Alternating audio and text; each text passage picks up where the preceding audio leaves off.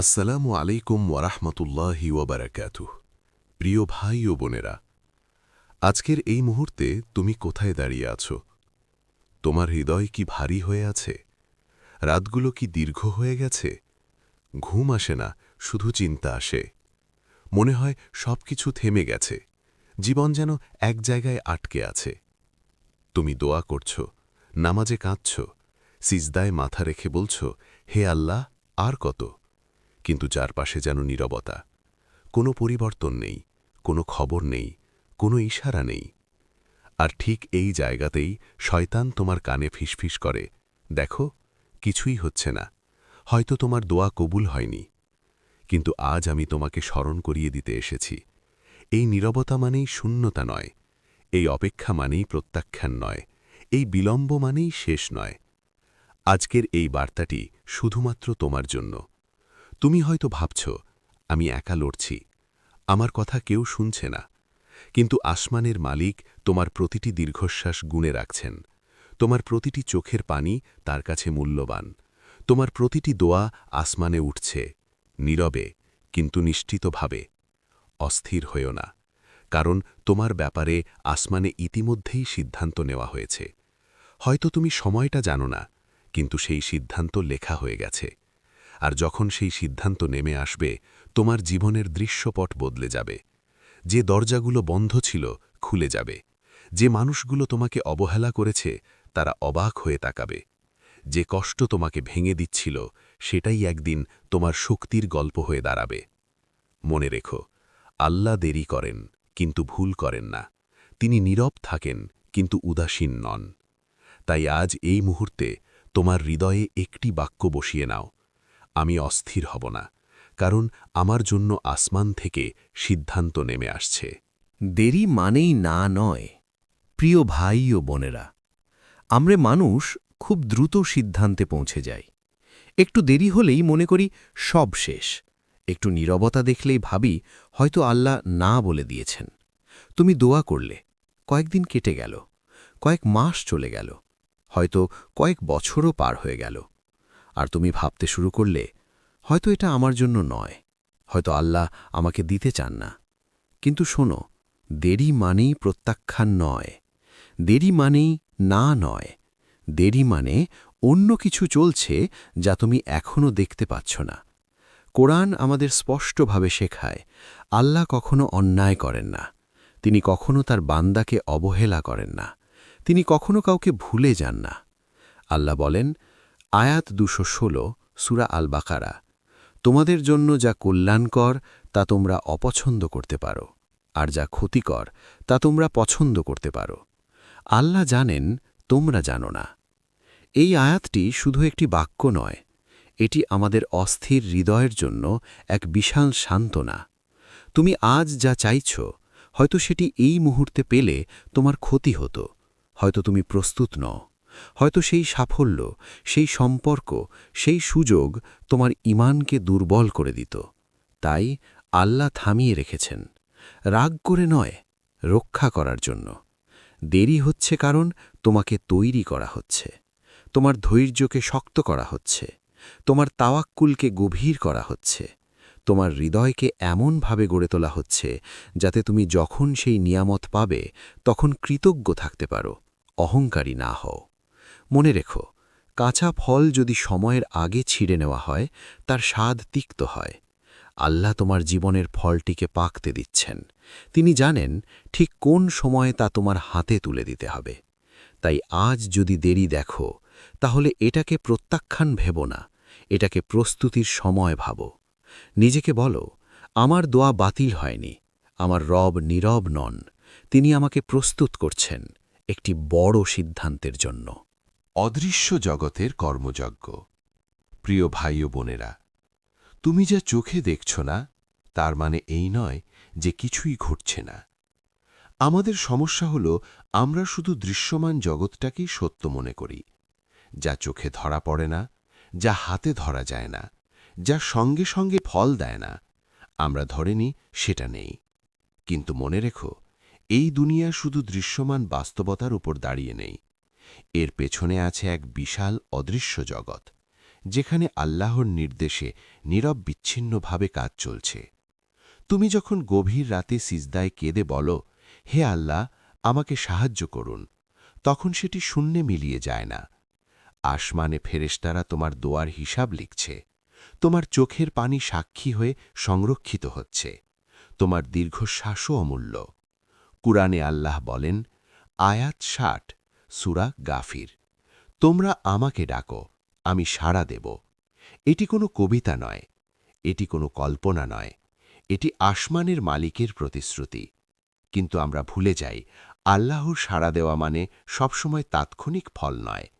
সাড়া দেওয়া মানে কখনো তোমাকে আরও ভালো কিছুর দিকে ঘুরিয়ে দেওয়া, কখনো বিপদকে দূরে সরিয়ে রাখা, কখনো ঠিক সময় পর্যন্ত তোমার দোয়াকে সুরক্ষিত রাখা।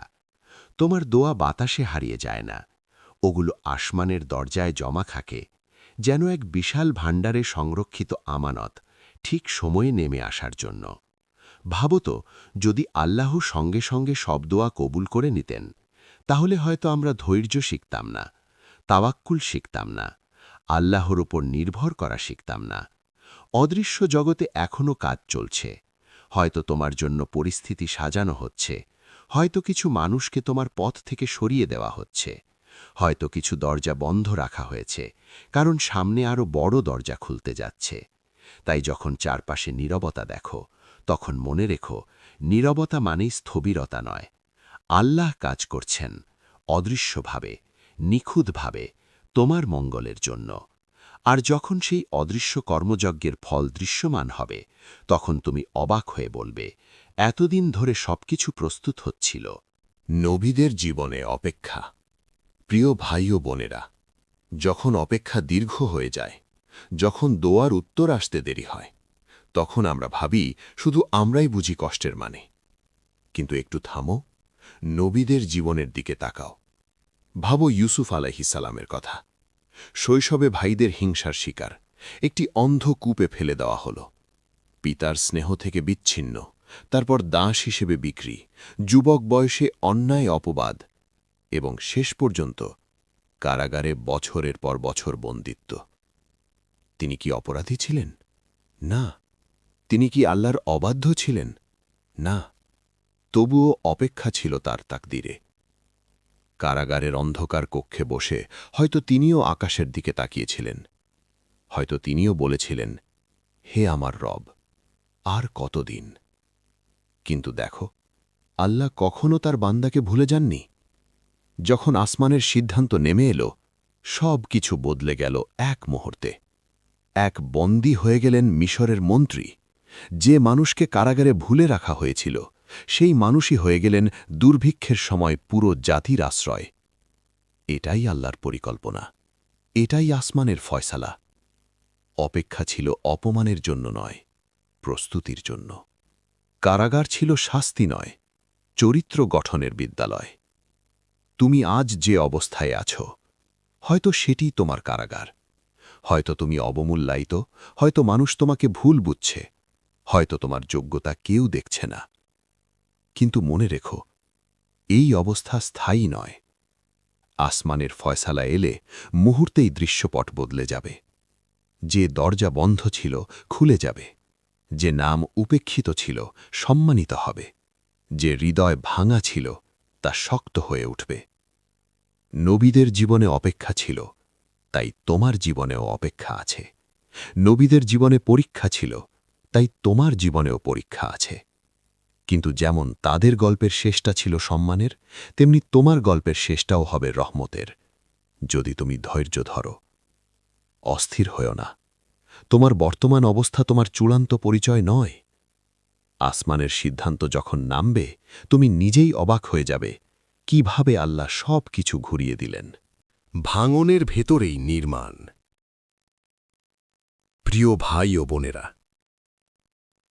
তুমি হয়তো এই মুহূর্তে মনে মনে বলছ, সব শেষ, আর কোনো পথ নেই, এখান থেকে বের হওয়ার উপায় দেখি না। হয়তো সম্পর্ক ভেঙে গেছে, হয়তো ক্যারিয়ার থেমে গেছে, হয়তো অর্থনৈতিক চাপ শ্বাস নিতে দিচ্ছে না, হয়তো মানুষ তোমার বিরুদ্ধে দাঁড়িয়ে গেছে। সবকিছু যেন একসাথে ভেঙে পড়েছে। কিন্তু শুনে রাখো, আল্লাহ ভাঙনের মধ্য দিয়েই গড়ে তোলেন। তিনি ধ্বংসের ভিতর থেকেই নির্মাণ শুরু করেন। ভাবো মূসা আলাইহিসসালামের সেই ঐতিহাসিক মুহূর্তের কথা। সামনে বিশাল সমুদ্র, পেছনে ফেরাউনের সশস্ত্র সৈন্যবাহিনী, ডানে বামে কোনো পথ নেই। মানুষ আতঙ্কে চিৎকার করছে, আমরা তো ধরা পড়ে গেলাম। এটা ছিল একেবারে চূড়ান্ত ভাঙনের মুহূর্ত। সব হিসাব অনুযায়ী শেষ। কিন্তু সেই সময়ে আসমান থেকে নির্দেশ এলো, তোমার লাঠি দিয়ে সমুদ্রে আঘাত করো। ভাবো তো, মানুষের দৃষ্টিতে এটি কতটা অযৌক্তিক নির্দেশ। লাঠি দিয়ে কি কখনো সমুদ্র ফাটে? কিন্তু যখন নির্দেশ আসে আল্লাহর পক্ষ থেকে, তখন অসম্ভব শব্দটি অর্থহীন হয়ে যায়। মূসা আলাইহিসসালাম আঘাত করলেন, আর সমুদ্র দ্বিখণ্ডিত হয়ে গেল। দুই পাশে পানি পাহাড়ের মতো দাঁড়িয়ে রইল। মাঝখানে তৈরি হল শুকনো রাস্তা। যেখানে মুহূর্ত আগে মৃত্যু নিশ্চিত ছিল, সেখানেই তৈরি হল মুক্তির পথ। এটাই আল্লাহর কুদরত। এটাই ভাঙনের ভেতরের নির্মাণ। আজ তোমার জীবনেও হয়তো সমুদ্র সামনে দাঁড়িয়ে আছে। তুমি দেখছ শুধু বাধা, শুধু অন্ধকার, শুধু অনিশ্চয়তা। কিন্তু তুমি জানো না, এই সমুদ্রই হয়তো তোমার জন্য পথ হয়ে যাবে। আজ যা তুমি ভাঙন মনে করছ, সেটিই হয়তো তোমার চরিত্র গঠনের সময়। আজ যে কষ্ট তোমাকে দুর্বল মনে করাচ্ছে, সেটিই হয়তো তোমাকে এমন শক্ত মানুষ বানাবে যে আগামী দিন বড় দায়িত্ব বহন করতে পারবে। মনে রেখো, সমুদ্র ফাঁকার আগে কোনো লক্ষণ ছিল না, কোনো পূর্বাভাস ছিল না, শুধু নির্দেশ ছিল, আর ছিল ঈমান। তাই আজ অস্থির হয়ো না। নিজের হাতে সমুদ্র ফাটানোর চেষ্টা করো না, শুধু আল্লাহর নির্দেশের অপেক্ষা করো। যখন সেই নির্দেশ আসবে, তোমার জীবনের সমুদ্র দ্বিখণ্ডিত হবে, আর তুমি একদিন পেছনে তাকিয়ে বলবে, যে জায়গায় আমি শেষ দেখেছিলাম, সেখান থেকেই আল্লাহ শুরু করেছিলেন। শয়তানের ফিসফিসানি। প্রিয় ভাই ও বোনেরা, তুমি কি কখনো ভেবে দেখেছ এই অস্থিরতা হঠাৎ করে কোথা থেকে আসে? সব ঠিকঠাক চলছিল, তুমি দোয়া করছিলে, ধৈর্য ধরছিলে, কিন্তু হঠাৎ করে মনে হল হৃদয়ের ভেতরে এক অদ্ভুত চাপ, একটা অকারণ ভয়, একটা অদৃশ্য হতাশা। এটা সবসময় পরিস্থিতি থেকে আসে না, অনেক সময় এটা আসে ফিসফিসানি থেকে। শয়তান তোমার কানে খুব ধীরে ধীরে বলে, দেখো, এতদিন হয়ে গেল, কিছুই তো হলো না। তোমার দোয়া কবুল হয়নি। তুমি এত ইবাদত করলে কি লাভ? অন্যরা এগিয়ে যাচ্ছে, তুমি কেন আটকে আছো? সে কখনো জোরে চিৎকার করে না, সে যুক্তির ভাষায় কথা বলে। সে তোমার দুর্বল মুহূর্তগুলো বেছে নেয়, রাতের নীরবতা, একাকিত্ব, ব্যর্থতার পরের মুহূর্ত। তার লক্ষ্য একটাই, তোমার তাওয়াক্কুল ভেঙে দেওয়া, তোমাকে অস্থির করে তোলা, তোমাকে এমন সিদ্ধান্তে ঠেলে দেওয়া যা তোমার ক্ষতি করবে। কিন্তু এই ফিসফিসানির জবাবও আল্লাহ নিজেই শিখিয়ে দিয়েছেন। কোরআনে আল্লাহ বলেন, আয়াত 18 সূরা রাদ, নিশ্চয়ই আল্লাহর স্মরণেই হৃদয়ের প্রশান্তি। দেখো, আল্লাহ বলেননি সম্পদে প্রশান্তি, মানুষের প্রশংসায় প্রশান্তি, তাৎক্ষণিক সমাধানে প্রশান্তি। তিনি বলেছেন তাঁর স্মরণেই প্রশান্তি। অস্থিরতা দূর করার পথ বাইরের নয়, ভেতরের। যখন তুমি জিকির করো, সুবহান আল্লাহ, আলহামদুলিল্লাহ, আল্লাহু আকবার, তখন শুধু শব্দ উচ্চারণ করছো না, তুমি তোমার হৃদয়কে সংযুক্ত করছো আসমানের সাথে। যখন তুমি সিজদায় মাথা রাখো, তখন তুমি তোমার সব ভার জমা দিচ্ছ এমন এক সত্তার কাছে যিনি সব কিছুর নিয়ন্ত্রণে আছেন। যখন তুমি তাওয়াক্কুল করো, তখন তুমি স্বীকার করো, আমি চেষ্টা করব, কিন্তু ফল আল্লাহর হাতে। শয়তান চায় তুমি তাড়াহুড়ো করো, আল্লাহ চান তুমি স্থির থাকো। শয়তান তোমাকে বলে সব শেষ, আল্লাহ বলেন আমি আছি। তাই যখন অস্থিরতা আসবে, তখন যুদ্ধ করো, অন্যের সাথে নয়, নিজের ভেতরের সেই ফিসফিসানির সাথে। জিকির বাড়াও, সিজদা দীর্ঘ করো, দোয়া গভীর করো। মনে রেখো, অস্থিরতা একটি পরীক্ষা, আর তার চিকিৎসা একটাই: জিকির, সিজদা, তাওয়াক্কুল। এগুলোই তোমার ঢাল, এগুলোই তোমার শান্তির দরজা। সিদ্ধান্ত ইতিমধ্যেই লেখা। প্রিয় ভাই ও বোনেরা, তুমি যে ভবিষ্যৎ নিয়ে এত চিন্তিত, সেটা তোমার কাছে অজানা, কিন্তু আল্লাহর কাছে সম্পূর্ণ স্পষ্ট। তুমি ভাবছ, আমি কি সফল হব? আমার রিজিক কোথা থেকে আসবে? আমি কি সেই মানুষটিকে পাব? আমার সম্মান কি কখনো ফিরবে? কিন্তু তুমি কি জানো, তোমার জন্য রিজিক লেখা হয়ে গেছে, তোমার জন্য সম্মান লেখা হয়ে গেছে, তোমার জন্য সেই সম্পর্ক, সেই সুযোগ, সেই সাফল্য সবই নির্ধারিত। এগুলো হঠাৎ তৈরি হচ্ছে না, এগুলো আগে থেকেই আল্লাহর জ্ঞানে স্থির। কুরআন আমাদের শেখায়, আল্লাহর পরিকল্পনা নিখুঁত। তিনি ভুল করেন না, তিনি দেরি করতে পারেন, কিন্তু ব্যর্থ হন না। আমরা সময় নিয়ে অস্থির হয়ে পড়ি, আমরা চাই এখনই, এই মুহূর্তে, আমাদের পরিকল্পনা অনুযায়ী। কিন্তু আল্লাহর পরিকল্পনা সময়ের ঊর্ধ্বে। তিনি জানেন কখন তোমাকে দিতে হবে, কখন থামিয়ে রাখতে হবে, কখন ঘুরিয়ে অন্য পথে নিতে হবে। তুমি শুধু সময়টা জানো না, কিন্তু আসমানে সময় নির্ধারিত। ভাবো তো, সূর্য প্রতিদিন নির্দিষ্ট সময়ে ওঠে, রাত নির্দিষ্ট সময়ে নামে, ঋতু পরিবর্তন নির্দিষ্ট নিয়মে হয়। এগুলো কি হঠাৎ হয়? না, সবকিছু নির্দিষ্ট সময় অনুযায়ী। তোমার জীবনও তেমনি। তোমার দোয়ার কবুল হওয়ার মুহূর্ত নির্ধারিত, তোমার কষ্টের শেষের তারিখও নির্ধারিত, তোমার হাসির দিনও নির্ধারিত। তুমি শুধু ক্যালেন্ডারটা দেখতে পাচ্ছ না, তাই অস্থির হয় না। যা তোমার জন্য লেখা হয়েছে তা কেউ ছিনিয়ে নিতে পারবে না, আর যা তোমার জন্য লেখা নেই তা তুমি হাজার চেষ্টা করেও পাবে না। তোমার কাজ একটাই: চেষ্টা করা, দোয়া করা, ধৈর্য ধরা। ফলাফল তা ইতিমধ্যেই লেখা।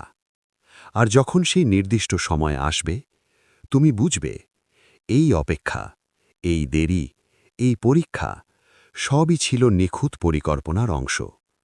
কারণ তোমার ব্যাপারে সিদ্ধান্ত ইতিমধ্যেই আসমানে লেখা। হঠাৎ পরিবর্তনের মুহূর্ত। প্রিয় ভাই ও বোনেরা, তুমি কি কখনো ভেবেছ এক মুহূর্তে কিভাবে সব বদলে যেতে পারে? আজ তুমি দোয়া করছ, আজ তুমি কাঁদছ, আজ তুমি হতাশ, আজ তোমার চারপাশে শুধুই অন্ধকার, আজ মনে হচ্ছে সব শেষ। কিন্তু মনে রেখো, আল্লাহ যখন চান, এক মুহূর্তে সব কিছু বদলে যায়। যে সমস্যা মনে হচ্ছে অমীমাংসিত, যে বাধা মনে হচ্ছে অনতিক্রম্য, সেটাই হঠাৎ হয়ে যায় তোমার জন্য সুযোগ। ভেবে দেখো ইউসুফ আলাইসাল্লামের জীবন। কারাগারে দীর্ঘ সময় ধরে বন্দী ছিলেন। মানুষ ভুল বুঝিছিল, দুর্ভাগ্য দেখা দিয়েছিল। কিন্তু হঠাৎ এক মুহূর্তে আসমানের সিদ্ধান্ত নেমে এলো, এক বন্দী হয়ে গেলেন মিশরের মন্ত্রী। যে মানুষ আগে ভুলে গিয়েছিল, সেই মানুষ হয়ে গেল জাতির আশ্রয়। আজ তুমি যে অবস্থায় আছো, সেটি স্থায়ী নয়। আজ তোমার চোখে পানি, আজ তোমার হৃদয়ে উদ্বেগ, আজ তোমার জীবনের অন্ধকার, কাল আল্লাহর পরিকল্পনার আলোয় উজ্জ্বল হবে। অলৌকিকতা ধীরে ধীরে আসে না। হ্যাঁ, ধৈর্য এবং অপেক্ষা গুরুত্বপূর্ণ, কিন্তু আসল পরিবর্তন প্রায়ই আসে হঠাৎ। যখন আসমান থেকে সেই সিদ্ধান্ত নেমে আসে, কেউ তা থামাতে পারে না, কেউ তা পিছিয়ে দিতে পারে না, কেউ তা বাধা দিতে পারে না। তুমি হয়তো বুঝবে না, কিন্তু আল্লাহ সব সময় তোমার জন্য পরিকল্পনা করছেন। আজ যে দোয়া বারবার অবগ্রাহ মনে হচ্ছে, আগামী মুহূর্তে তা এমনভাবে ফল দেবে যা তুমি কখনো কল্পনাও করতে পারবে না। তাই আজ হতাশ হওয়ার দরকার নেই, আজ দুঃখে ভেঙে পড়ার দরকার নেই, আজ অস্থির হওয়ার দরকার নেই। শুধু তোমার হৃদয়কে শান্ত রাখো, শুধু বিশ্বাস রাখো, শুধু জানো এক মুহূর্তেই আল্লাহ তোমার জীবনকে এমনভাবে পরিবর্তন করতে পারেন যা দেখলেই মানুষ অবাক হয়ে যাবে। অপেক্ষা করো, ধৈর্য ধরো, কারণ হঠাৎ পরিবর্তনের মুহূর্ত তোমার জন্য আসছে। আর সেই মুহূর্ত আসার পর তুমি বুঝবে আল্লাহর পরিকল্পনা সর্বদা নিখুঁত। তোমার করণীয় কি? প্রিয় ভাই ও বোনেরা, আজ আমরা যে বার্তাটি শিখছি তাতে একটাই কথা: অস্থির হওয়া যাবে না, কিন্তু নিস্তব্ধ বসে থেকেও হবে না। অস্থিরতা আমাদের ভেঙে দিতে পারে, নিরাশা আমাদের ঈমানকে দুর্বল করে দিতে পারে, কিন্তু অলসতা বা অনাগ্রহ আমাদের কোনো কাজে আসবে না। কারণ আল্লাহ যখন আসমান থেকে সিদ্ধান্ত নেমে আনবেন, তোমাকে প্রস্তুত থাকতে হবে একজন শক্ত, পবিত্র ও ধৈর্যশীল বান্দা হিসেবে। তাহলে কি করণীয়? ১. নামাজ ঠিক করো। নিয়মিত নামাজ হচ্ছে তোমার জীবনের রক্ষা কবচ। প্রতিটি ফজরের সূর্যোদয়ের সঙ্গে নামাজ শুরু করে দাও। প্রতিটি ঈশার রাতের নীরবতায় সিজদায় মাথা রাখো। নামাজ তোমার হৃদয়কে প্রশান্তি দেবে, তোমার চিন্তাকে সঠিক পথে রাখবে। ২. নিয়মিত কোরআন তেলাওয়াত করো। কোরআন শুধু শব্দ নয়, এটি তোমার পথ প্রদর্শক। প্রতিটি আয়াত তোমার হৃদয়কে আলোকিত করবে, অস্থিরতা দূর করবে, বিশ্বাসকে শক্ত করবে। পড়ো, বোঝো, ভাবো, এটাই তোমার মানসিক শক্তি। ৩. গোপনে দোয়া করো। দোয়া শুধু শব্দ নয়, এটি আত্মার আকাশে প্রার্থনার নৌকা। গোপনে আল্লাহর কাছে দোয়া করো, যেখানে শুধু তুমি এবং আল্লাহ আছো, যেখানে হুকুম নেই অন্য কারোর চোখের, শুধু তোমার বিশ্বাস এবং আত্মার সরলতা। ৪. পাপ থেকে দূরে থাকো। পাপ তোমার হৃদয়কে ভারী করে, পাপ তোমার মনকে অস্থির করে। তাই যে কোনো কাজ, যে কোনো সিদ্ধান্তে সতর্ক হও। সৎ পথে চলো, নিষ্ঠা ও সততার সঙ্গে জীবনকে পরিচালনা করো। ভাই ও বোনেরা, মনে রেখো, আসমান থেকে সিদ্ধান্ত নেমে এলে তোমার প্রস্তুতি হবে তোমার শক্তি। যে মুহূর্তে আল্লাহ তোমার জন্য সেই বরকত নেমে আনবেন, তুমি সেই মুহূর্তে সম্পূর্ণরূপে প্রস্তুত থাকবে। এই প্রস্তুতি শুধু বাহ্যিক নয়, ভিতরেরও হতে হবে। হৃদয়, মন, বিশ্বাস এবং আত্মার সঙ্গে সম্পূর্ণ সামঞ্জস্য থাকতে হবে। অতএব আজ থেকেই নিজের প্রতি দায়িত্বশীল হও।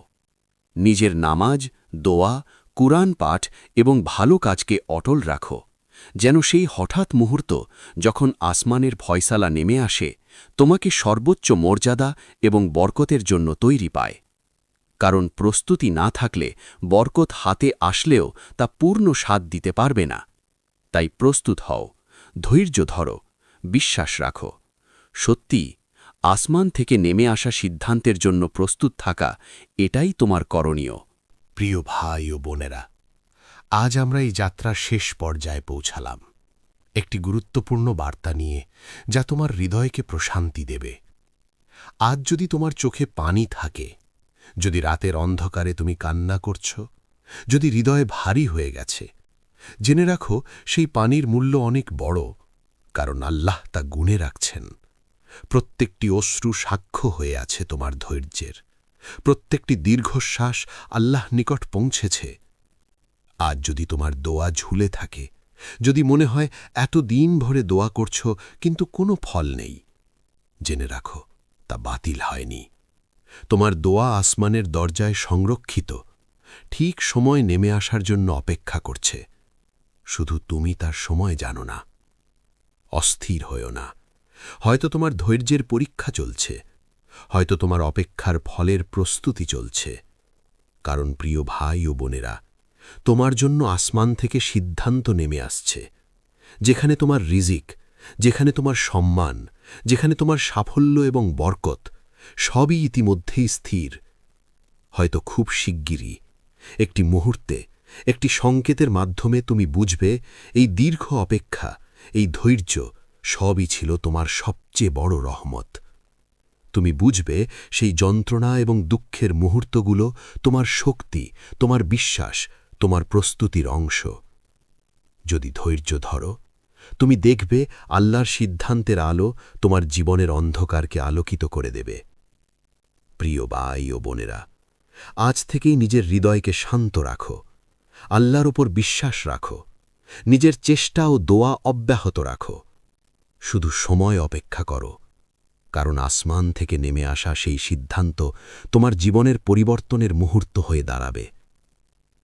আল্লাহ তোমার হৃদয়ে শান্তি দান করুন। আল্লাহ তোমার জীবনকে বরকত দিন। আল্লাহ তোমার ধৈর্যকে শক্তিশালী করুন। আমিন।